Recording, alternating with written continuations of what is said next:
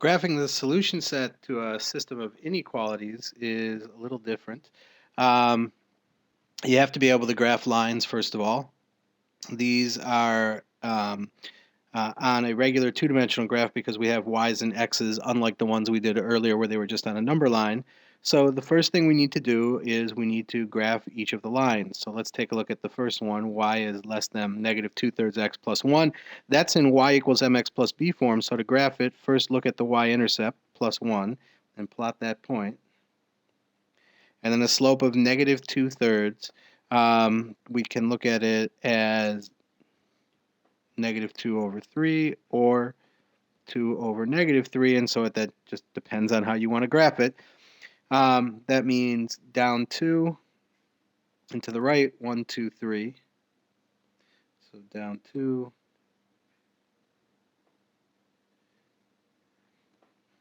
Or up 2 and to the left 3.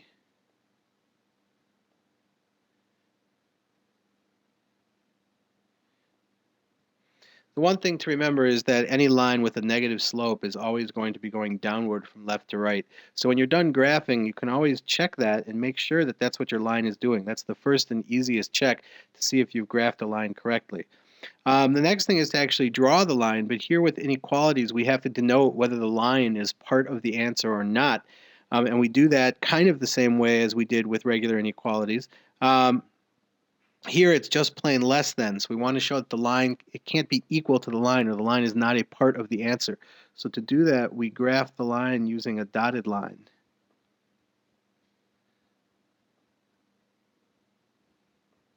Now you can be sure on the multiple choice test, there probably will be answers that look similar, it's just the only difference will be solid and dotted lines, so be really careful about that. And then the key now is we want to know, well, where are the numbers that it's less than? So what we want to do is we want to test a point. Now the best point to test, remember, is the origin, because then that zeroes out x and y if it's available. How do I know if it's available? Well, it's available as long as the line doesn't go through it, which in this case it doesn't. So how do I test it? Plug in 0 for y and 0 for x. And you'll notice it's really easy because this is just going to go away. So I just get 0 is less than 1. Was that true? Yes, it's true. So then what I do is I shade in, if 0 is true, every point on the same side of the line as 0 is true. So I'd be shading below the line. Now to make things a little easier, I just remind myself by putting little arrows here that I'm going to have to shade below. That way I don't get messed up, especially if there's a lot of things going on with the inequality. And now let's graph the next line. This line is not in y equals mx plus b form.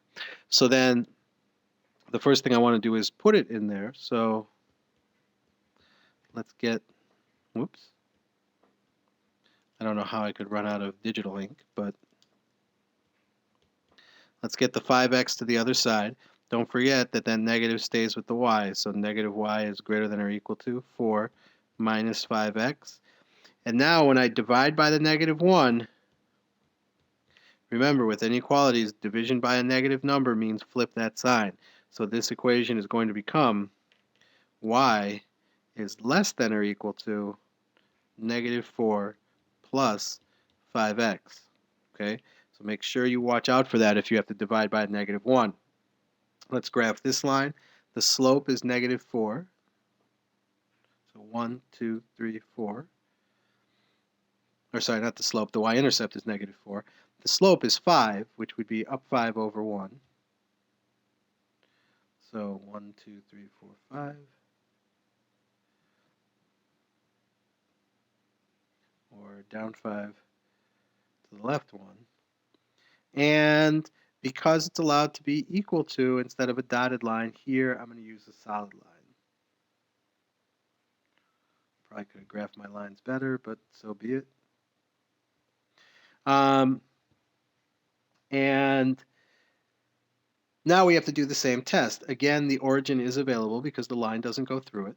So 0 is less than or equal to -4 plus 5 times 0, or basically 0 is less than or equal to -4. That is not true.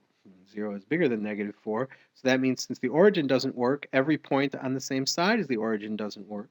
So I will be shading this line to the right of it. So now what we want to do is we want to look and combine where these things are going. So from the solid line, it's everything to the right.